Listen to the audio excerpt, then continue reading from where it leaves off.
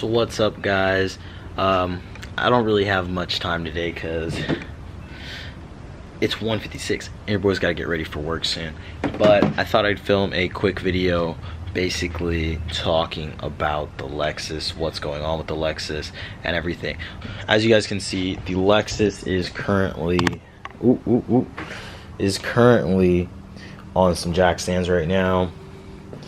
And yeah, so what's going on with the Lexus? So the Lexus has been down for about a week now or so.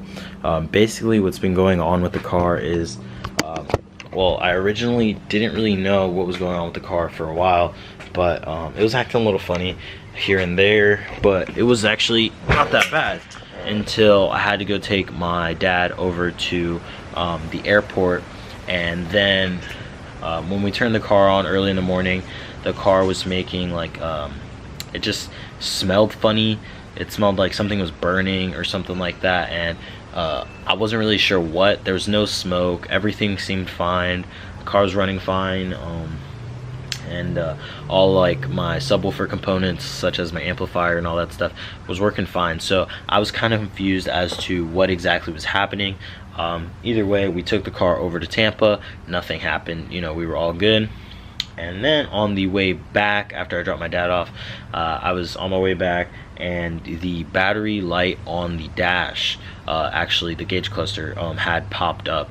So I've never had that happen. I was super confused, and one thing I thought of was possibly, well, my subwoofer in my trunk currently moves around a little bit, so I thought that possibly it could be pulling on a wire, like the power wire for the amp or something, and maybe that was causing the battery to be like that. The lights went away after a while of driving, but then the lights started to dim out like a lot. Like my radio was like flashing like power, and then like my headlights and stuff, because this was like at like 5 in the morning, my headlights and stuff started to like dim like really bad. You could barely see that the lights were on.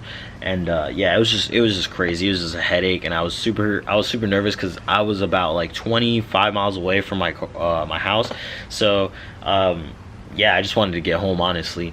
But after that, she started like running fine and everything was good, solid, dandy. And since then I haven't been driving this car at all until basically we get it fixed. So what we have figured out, my dad told me to do, was pretty much to check the alternator, and the best way to do that is basically to unplug, turn the car on, and then unplug the positive cable off of the battery. And the alternator, the purpose of the battery is just to start the car. The alternator what keeps your car running, provides that continuous charge, because you got your belt and everything going on there. So it's just constantly charging your battery and it's powering your car.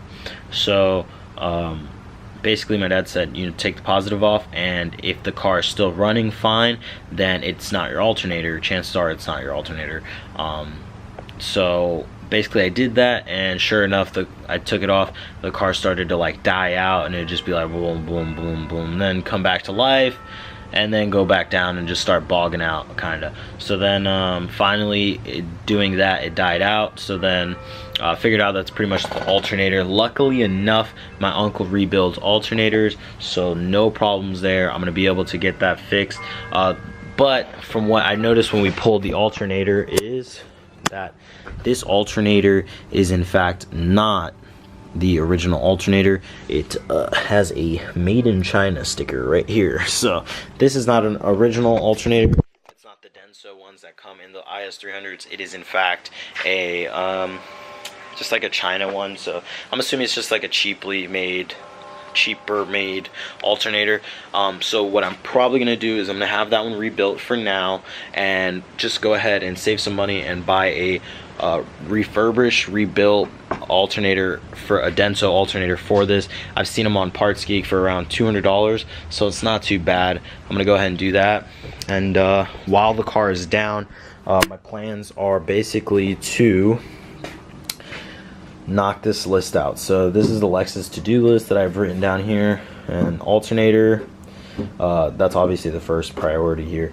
The front lip and side skirts, which, if you guys do not know, I nailed a grass area thing with my front lip, so it fell off. And then I have my side skirts that I have yet to finally mock up onto the car, which I'll make a separate video on that. And then I have to do an oil change on the car, clean my fog lights, and paint the grille. My fog lights are currently tinted. I made a video about that, but I think I'm gonna go ahead and take it off and just polish the lights and make them clear again.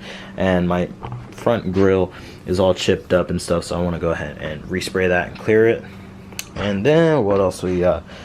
We have to do my brakes. So I have to do my brakes. I don't really need to right now, but I have all the stuff, so I kind of want to do it soon. And then studs. For studs, it's only going to be in the rear, and pretty much it's to fix the fitment on the car. So what I want to do is the front end of my car, the front side fits very flush with my fender, but the rear sticks in just a little because it has that natural camber from having coilovers. So I'm gonna go ahead and put a small little like 8mm spacer behind there, and it should push it out just perfectly enough so that I can get that flush fitment. Another thing is that I have removed the tint on all my windows. As you guys can see straight through here, straight through. I've seen a lot of people run their ISs with no tint, and it usually looks pretty good, but I think I'm gonna go ahead and tint them again, because I don't know about y'all, but I sleep in my car at work, so I need it. Another thing I've been debating is debadging this Lexus and the IS300. I don't know. Let me know what you guys think on that. I'm thinking I'm gonna do it. I'm thinking I'm gonna do it. I don't know. But either way, there's a couple other things probably I'm forgetting that I want to do to the Lexus while it's here. I definitely want to go ahead and secure that subwoofer to the inside of my trunk some way. Probably build a bracket or something. The way Lexuses have the trunk, it has this weird like little area. I would show you, but my keys are inside. It has this like weird area that goes towards the back. It's like a hump, and it doesn't allow the subwoofer to sit flat on the bottom, so it's just a big mess. But either way, we're coming along on the Lexus. Soon enough, I want to go ahead and get it tinted again, and I want to go ahead and get a new master key. I've been procrastinating on that for a very, very long time. I only have one key for this car, and it's a spare valet key that comes with the car from factory, and it quite honestly sucks. I want to use, be able to have that keyless entry life, but until then, it's whatever. But yeah, guys, that's just a little update on the Lexus. Thank you guys for watching. I'll catch you guys on the next video, probably mocking up the side skirts, and then I might do a video removing these badges if you guys give me some good input. So thank you guys again for watching, and I will catch you guys on the next one. Peace.